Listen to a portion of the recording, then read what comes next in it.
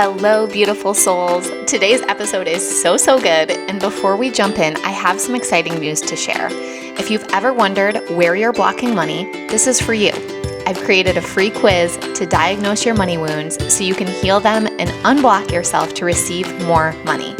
Just go to moneywoundsquiz.com and answer 6 quick questions to get your insanely accurate and potent results.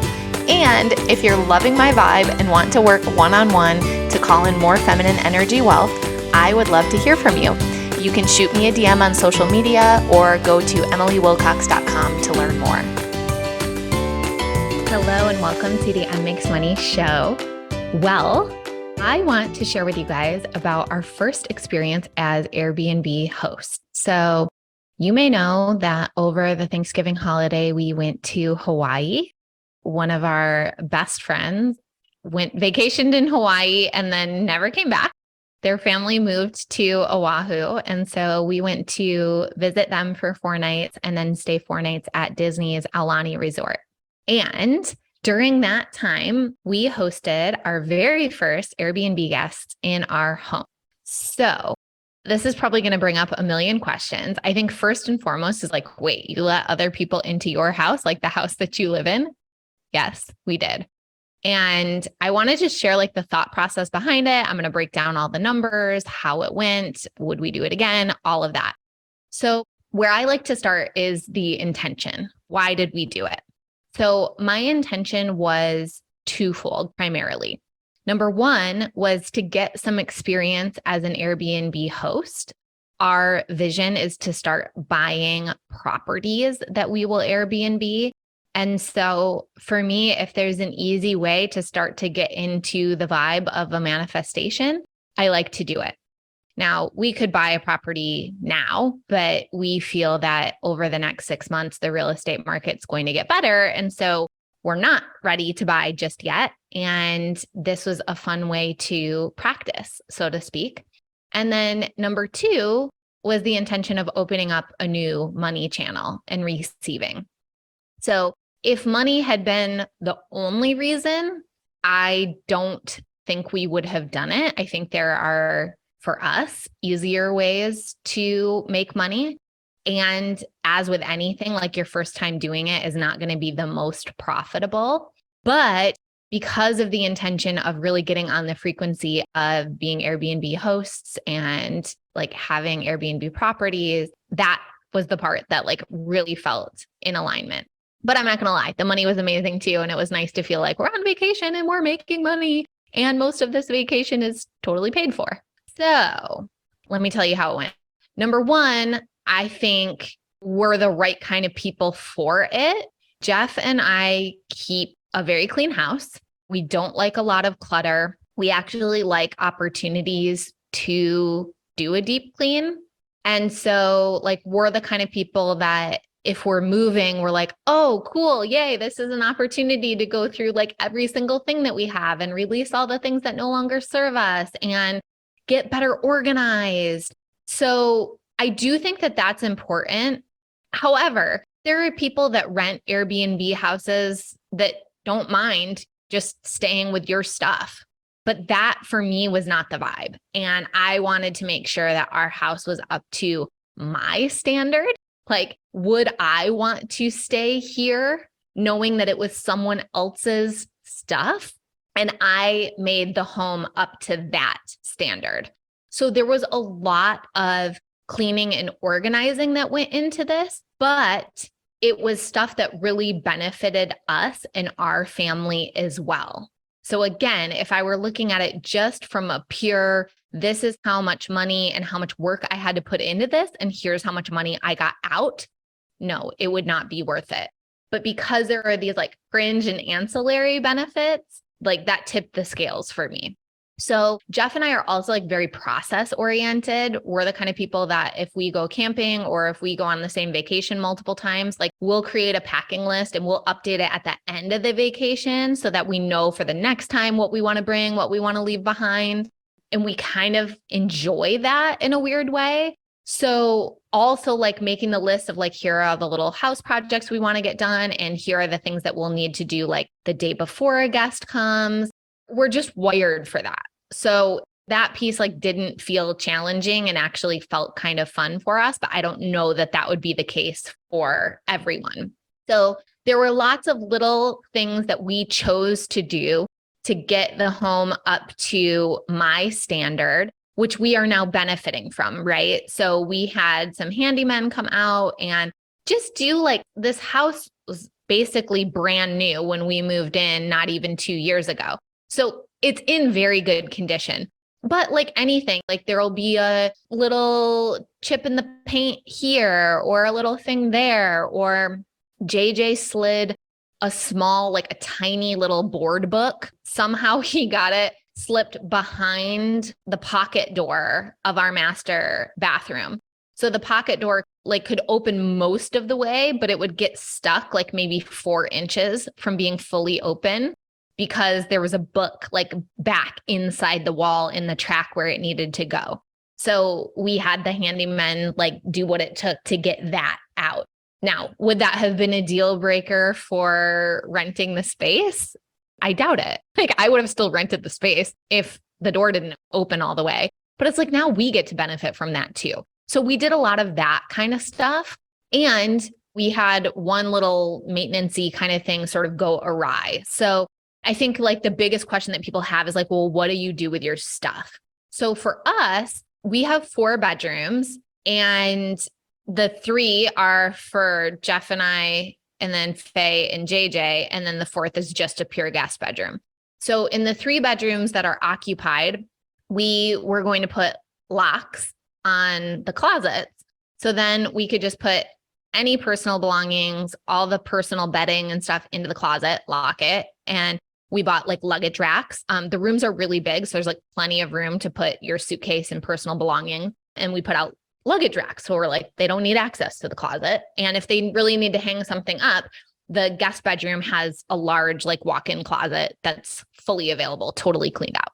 But it's not like super easy to install a lock on a pocket door because it requires like special hardware. So we actually didn't think this was going to be that big of a deal. We found some hardware that looked very similar to the hardware that's already on the pocket doors, but like had a key lock.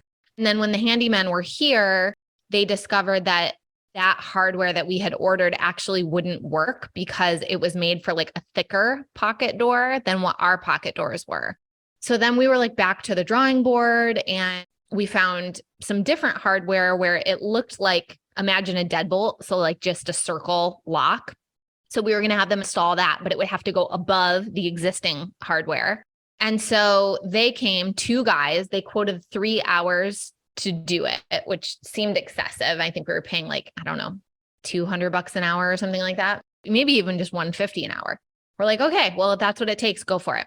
Turns out it actually took 2 guys like 9 hours to do the one, and to not even do like the greatest job in the world. But it was a lot of work because they had to like cut the circle hole in the door. They also had to cut a spot for like the receiving side. So for the lock to actually go into the part of the frame. And it just took forever. Thank God they did our closet first and not one of the kids, because like that alone ended up costing like almost $1,000 in labor. So we got our closet to lock. And we were like, never mind with the kids. We will just use a label maker, make a little label that says private, close each door, and call it a day. Like we weren't worried that people were going to steal stuff. It's more just like making it a nice guest experience. And then for us, obviously, like wanting to keep private things private and just like not feel like somebody could go through our stuff, but we don't have that feeling for our kids and they're younger and all that kind of stuff. So then we put stuff from like our nightstands into our closet. We also locked one of the bathroom cabinets. So we put all of our stuff into one of the cabinets. And so there was like plenty of drawers and cabinetry free in the master bath, and then locked the rest. And that was really it. Oh, wait, no, that's not true. Okay, what else did we do to get rid of personal belongings? We have like a walk-in pantry. We locked that. So anything in the kitchen that we didn't want them to have access to, or like have access to our food, that was put in the pantry and locked. And then we locked our garage. So like anything that was on my desk, trying to think what else did we bring down there? we have an extra refrigerator and freezer in our garage. So we tried to just eat most of our food before we left, but then we moved anything from the fridge and freezer upstairs, downstairs into the garage. And so anything that was in the garage was locked and they couldn't access that as well. But other than that, they had access to the house. And we got lucky actually, because like we would be pretty choosy about the kind of guests that we were having, but I priced the home pretty high. I priced at $888 a night. So I don't want the kind of person that can't spend that. And we got a nice older couple, their grandparents. They wanted to come down to LA for Thanksgiving to visit their 2 adult daughters and their grandchildren. And they wanted to have the pool and the jacuzzi so that the grandkids could swim and just have a place for everybody to be together. The man who I was speaking to during the process, he had positive Airbnb reviews from more than 5 other hosts. So when you're a host, you get to review the guest as well, and other hosts can read that. So I felt very confident that they were going to treat our house with respect.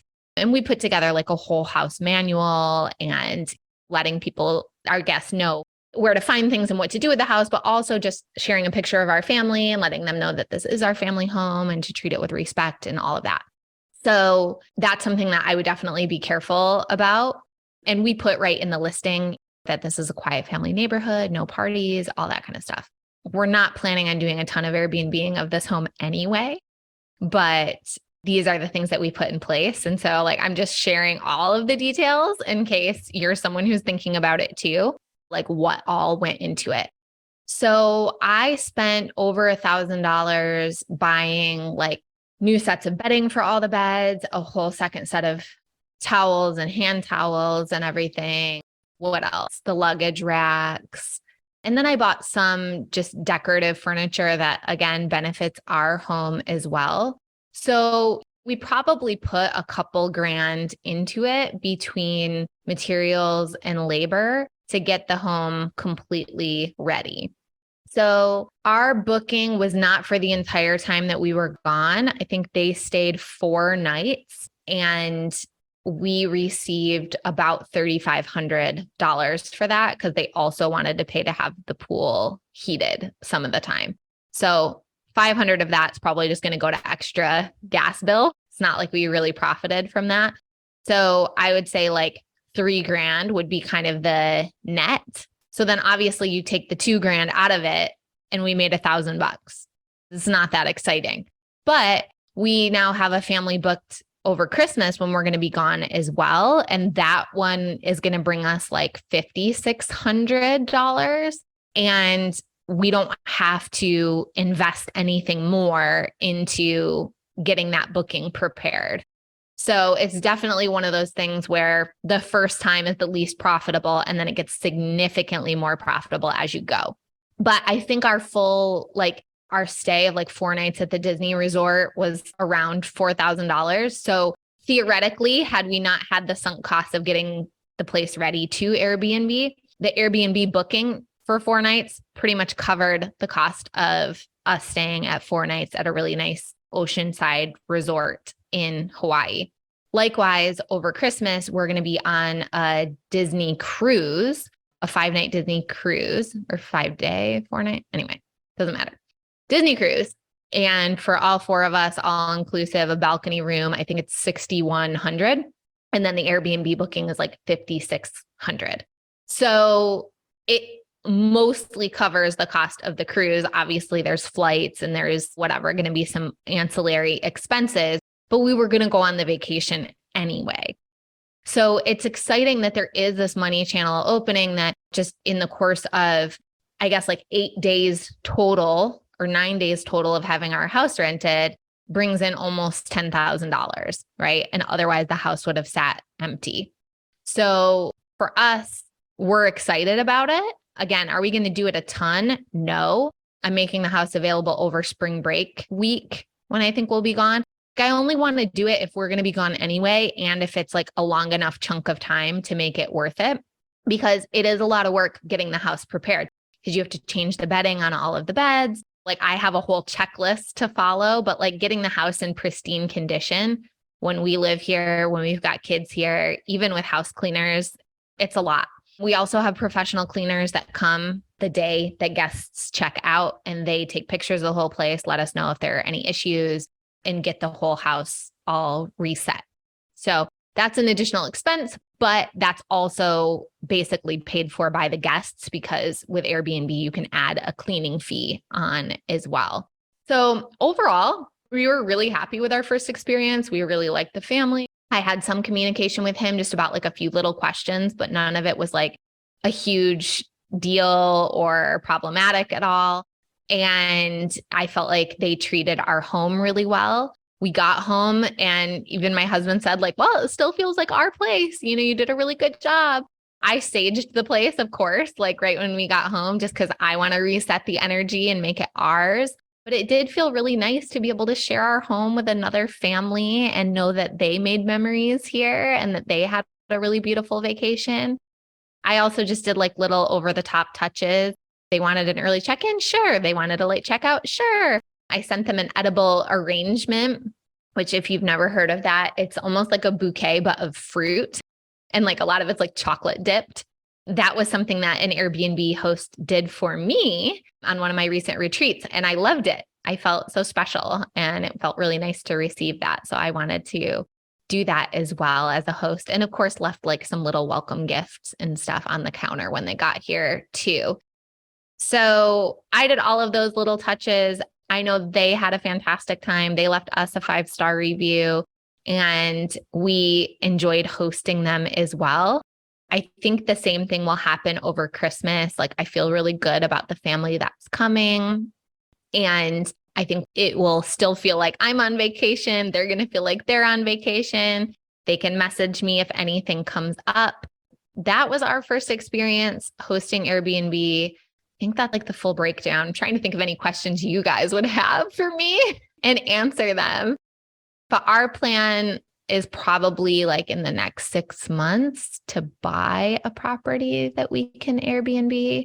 Although we just talked to some people we know that are big in real estate and they were really making the case for long-term rentals. So who knows? Maybe we'll do a long-term rental instead and scrap the whole Airbnb idea. But to me, because we are Airbnb guests all the time and we use it to go on vacations, it's very easy for me to get into the mind of my ideal client. It's a little bit harder with long-term rentals because we wouldn't be doing it in Southern California. And so then I just don't know the rental market as well. So I think we'll need to do a little bit more educating of ourselves to see. But real estate is definitely one of the ways that we want to continue multiplying our wealth. And it felt really fun to open up this new money channel. So I honestly think that like most people's reaction to this would be like, wait, what? You let people stay in your own house? But again, that's where intention is everything, because this was not, we want to make a quick buck. This really aligned with our future wealth building vision. And because of that, it was fun. And it was fun to have some practice in it and see what it felt like to actually be Airbnb hosts and to actually receive that money into the account. So if I missed anything, if you have any questions, slide into my DMs and I can cover them on a future episode. But I hope this was informative. I would be so curious to know from everyone listening if you're into real estate, if it's something that you've had on your vision board, and if you want me to continue updating you guys on this. So with that, I hope you have a wonderful day. Thank you so much as always for tuning in, and I will talk to you soon. Thank you so much for tuning in to today's show. Before you go, I have something fun to share. Now, when you leave a review of the podcast on Apple, Spotify, or YouTube, take a quick screenshot and send it to hi@emilywilcox.com. You'll be entered into a drawing to win a free one-on-one Voxer coaching day with me, and you help the show reach more new listeners. Such a win-win. I also invite you to follow me on Instagram @mmakesmoney and to jump into my free Telegram community, The Money Club, which is linked in the show notes. Until next time, I'm sending you all the magic money vibes.